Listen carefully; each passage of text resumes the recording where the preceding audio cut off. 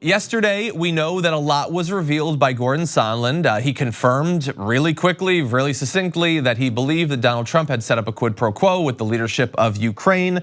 But what does Trump think about that day of testimony? Well, he was pretty confident, and he feels like he has at least a few good defenders out there in right-wing media. And so I want to analyze some of how they've been messaging around this. So he tweeted out some positive comments from Ken Starr saying, Ken Starr, former independent counsel, said, quote, "Does this reach the level of treason, bribery, or other high crimes and misdemeanors? My assessment of the evidence so far, nowhere close. The evidence is conflicting and ambiguous. Ambassador Sondland's testimony stated that President Trump said the Ukraine president should just do the right thing, no quid pro quo. You shouldn't charge, but you cannot convict a sitting president on the basis of conflicting and ambiguous evidence and destabilize the American government." Thank you, Ken. So that is what Ken Starr said. Obviously, Trump very much likes that. There's just a couple of issues with what Ken Starr said there. But even more importantly for Donald Trump, I would assume, there's issues with his belief that Ken Starr is providing a rock solid defense for him. So he quoted a part that makes it look like Ken Starr is totally on his side.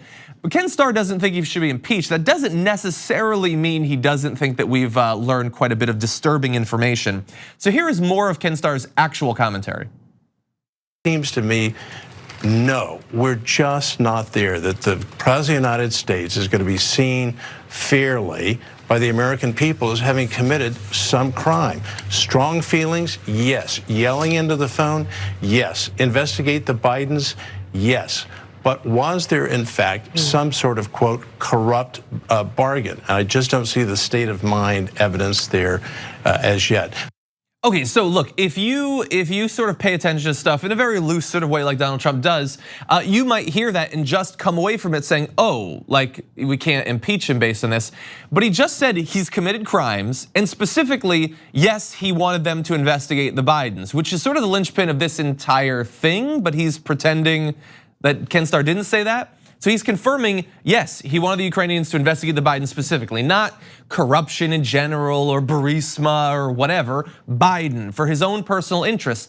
Now, I don't know exactly why Ken Starr thinks that that could be separated from what was being held over the heads of President Zelensky and the rest of Ukraine to get that. That seems like an important follow-up question, but unfortunately he's not on the show today. So I will simply say that he's admitting there that yes, Trump did push for those investigations. And we've been predicting this whole time, by the way, that the defense of Donald Trump, what form it takes, is going to shift every single day.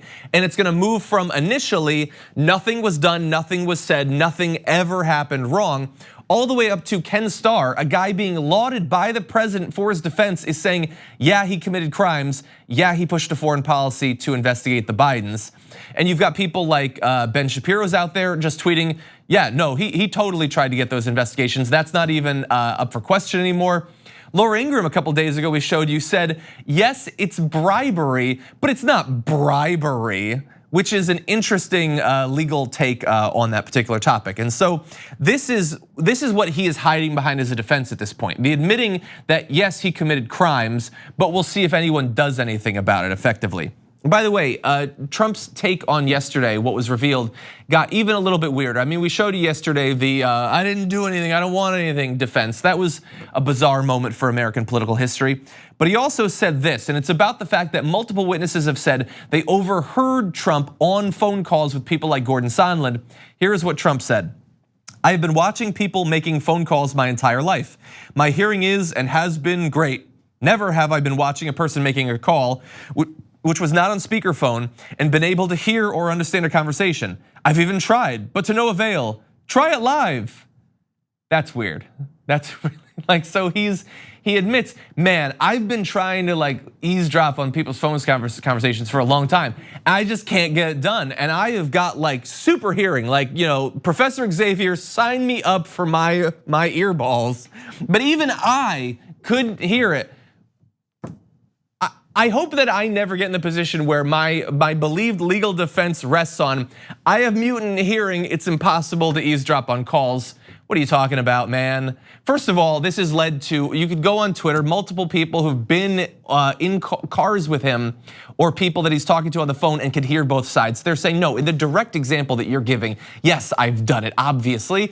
And all the rest of us, like, have you never heard someone's voice coming out of a phone? That's not difficult, that's not rare. Every Trump supporter knows that, man. You've heard people talking on the phone. Who is this convincing at this point? But these are the depths that he has had to descend to. And of course I understand to some extent, yes, it's intended to be a bit of a distraction from the bombshells that were actually revealed yesterday. But I feel like we've done a pretty good job of summarizing that. So I'm not too worried about people missing what was revealed. It's interesting though, Trump's response every day, what he's actually trying to push.